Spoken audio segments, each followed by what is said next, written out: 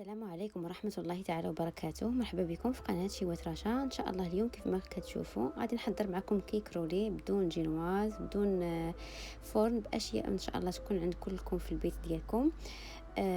باشياء بسيطه بامكاننا نعوضوها باشياء ان شاء الله راه غادي نقولها لكم في الفيديو. نتمنى هذه الوصفه ديال اليوم تنال اعجابكم وتجربوها تفرحوا بها وليداتكم، المناسبات جايين عندكم الضيوف، وسهله وكتوجد دغيا. ان شاء الله نبداو في المقادير وفي طريقه التحضير.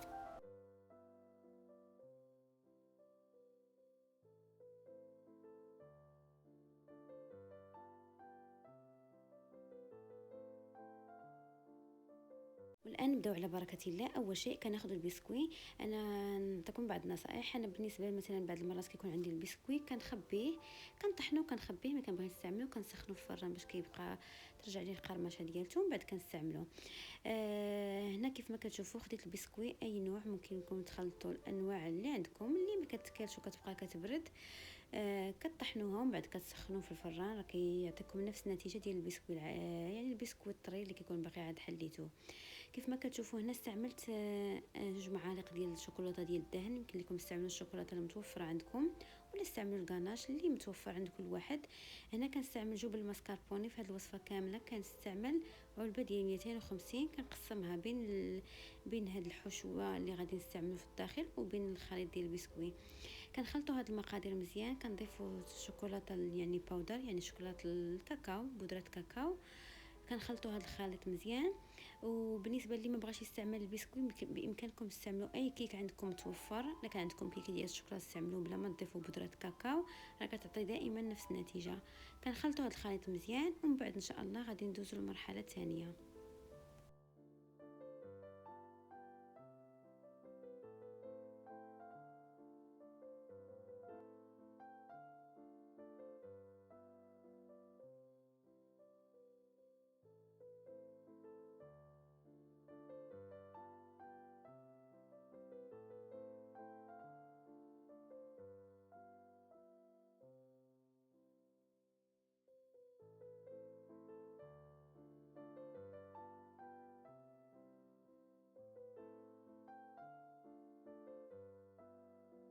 والان كيف ما كتشوفوا هذا هو القوام ديال الخليط ديالنا.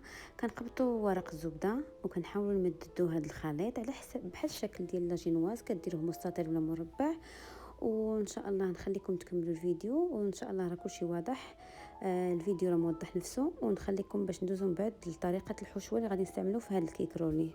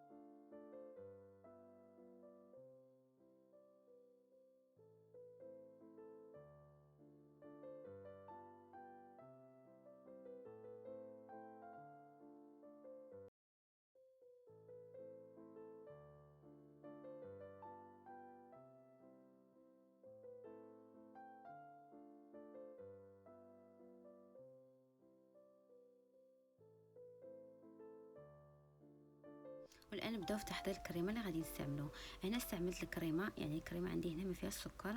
كنقبط الكريمه اللي ما فيها السكر كندربها، كنضيف ليها السكر لان انا خصني ضروري نحليها. الا كانت عندكم فيها السكر ما تضيفوش السكر. كنضيف الكميه اللي بقات ليا من الجبن الكريمي، من جبن المسكربون اعتذر. بالنسبه لجبن المسكربون بالنسبه لامكانيات كل واحد، بامكانكم تعوضوه بجبن كريمي، بجبن يعني كيري، يعني حسب كل واحد والمستطاع ديالو. لما بغيتوش بامكانكم تضربوا غير الكريمه وديروا ليها الشوكولات او الغاناش، يعني تعطيكم كريمه مختلفه. انا هنايا درت حيت درت البسكوي لونه اسود، ضروري الكريمه خليتها بيضاء، ولكن بامكانكم نتوما ديروا العكس، تخليو البسكوي يعني ابيض وديروا الكريمه بالشوكولاته، راه هي تعطيكم نفس النتيجه. هنا من بعد ما كتشوفوا حضرنا الكريمه، يعني كناخذ البسكوي كنضع فيه الكريمه وكنستعمل في الداخل ديالو. كنضيف التوت الاحمر. هنايا عندي كوفيتي ديال التوت الاحمر كنت مستعملاه يعني محضره في البيت ديالي. درته من الداخل ومن بعد كنقبضوه هذا الرولي كنلووه كيف ما كتشوفوا في الفيديو ان شاء الله راه كلشي مفهوم. ومن بعد ملي كنكملوا كنلويوه كنوضعوه في الثلاجه وكنخليوه يبرد على ما بين ما نحضروا الكاناش اللي غادي نغطيو به هاد الكيك رولي.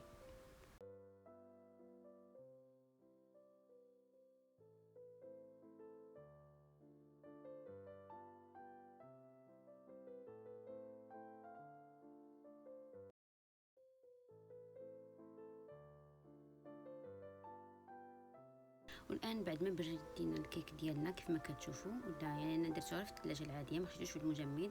بامكانكم توضعوه في المجمد.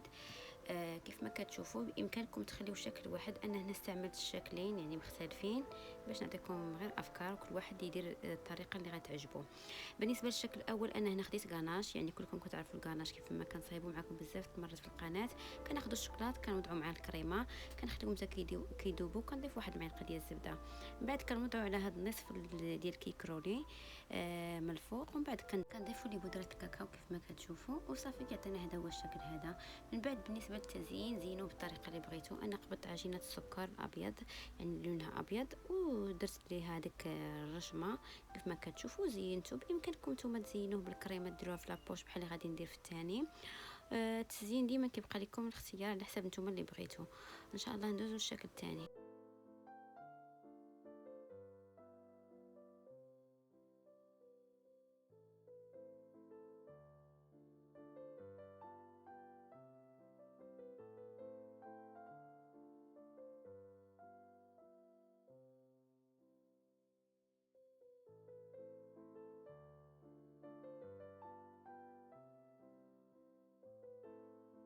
وهذا هو الشكل الثاني، يعني حضرته باشياء بسيطه. الكريمه اللي كانت بقات ليا من الحشوه ضفت ليها الشوكولات وضعته في الكيس الحلواني وزينته بحال هكا من الفوق. بالنسبه اللي ما بغاش يدير من الفوق الشوكولات باش ما يقولش عاوتاني يجي كثير غالب الشوكولات وهي راه ما كتجيش حلوه بالرغم ان فيها الشوكولات، لان اصلا الكاناش اللي دايره ما دايراش بالشوكولات، يعني دايره نص شوكولا سوداء ونص بالحليب. وفي نفس الوقت البسكوي يعني راه ما جايش حلو بزاف وما جايش فيه الشوكولاته، هو راه فيه الشوكولات مر. نتمنى ان شاء الله تكون عجبتكم هذه الوصفه ديال اليوم. زينته بقليل من السكر باودر كيف ما كتشوفوا. هذا هو الشكل النهائي ديال الكيك رولي، يعني درت لكم جوج اشكال تاخذوا افكار للتزيين. ونتمنى ان شاء الله وصفه اليوم تكون نالت اعجابكم وتجربوها، كتجي زوينه وكتجي سهله ويفرحوا بها وليداتكم وكذلك العائله ديالكم. نخليكم ان شاء الله في فيديوهات اخرى وفي وصفات اخرى. والسلام عليكم ورحمه الله تعالى وبركاته.